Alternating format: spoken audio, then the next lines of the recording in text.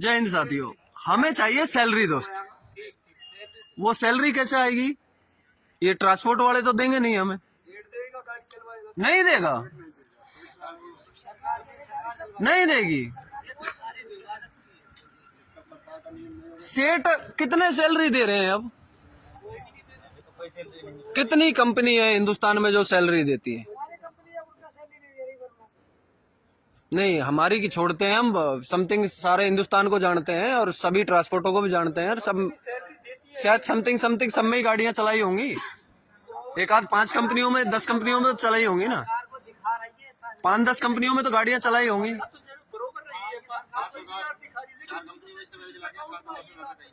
मतलब 4 कंपनियों में चलाई जिनमें 7,000 से ज्यादा सैलरी नहीं है। नहीं है ना? आज के समय में यदि कोई झाड़ू मारने वाला है तो उसकी भी कम से कम 10, 12 या 15,000 सैलरी होगी। होगी ना? और उसकी ड्यूटी कितनी है?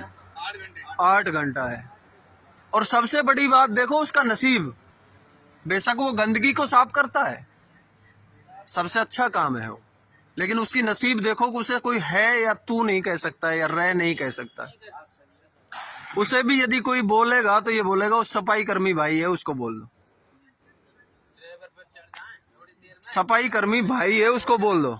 यानी कि वो एक सफाई कर्मी है, काम करने वाला है, उसकी गिनती काम करने वालों में है। लेकिन हमारी गिनती किसमें है?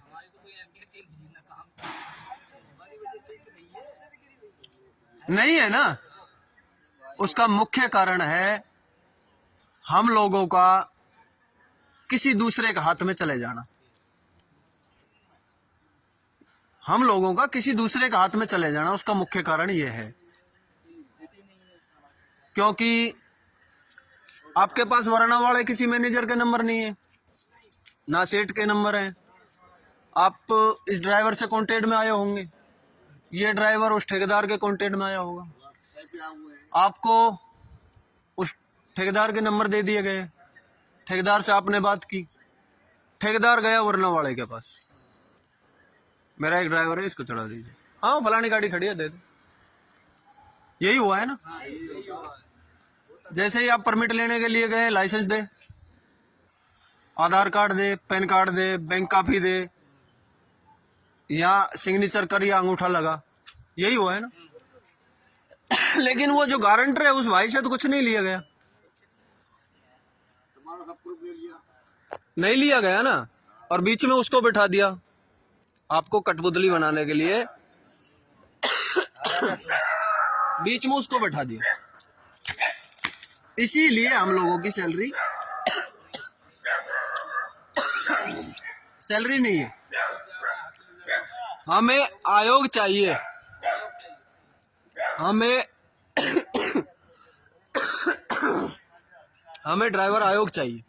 सिंपल 2 टप्पे की बात है, ज्यादा बड़ी नहीं। हमें ड्राइवर आयोग चाहिए। ड्राइवर आयोग में क्या क्या आएगा वो एक बहुत बड़ा मैटर, काफी बड़ा है।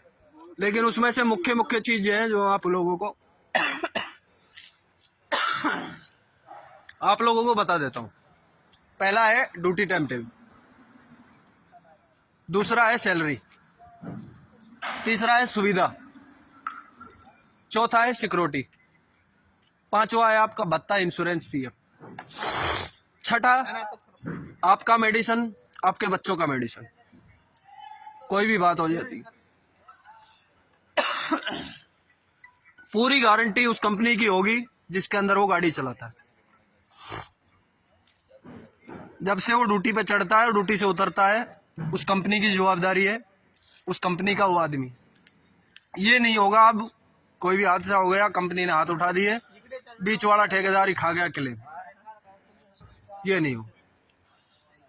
रोड की सिक्योरिटी की गारंटी होगी, रोड पे सुविधा की गारंटी होगी, कंपनी में सिक्योरिटी की गारंटी होगी, सुविधा की गारंटी होगी, आपकी ड्यूटी टाइम टेबल होगी, आपकी सैलरी होगी, और आपको इज्जत दी जाएगी। ये नहीं कि रोड पे खड़ी पब्लिक आपको जान से मार दे।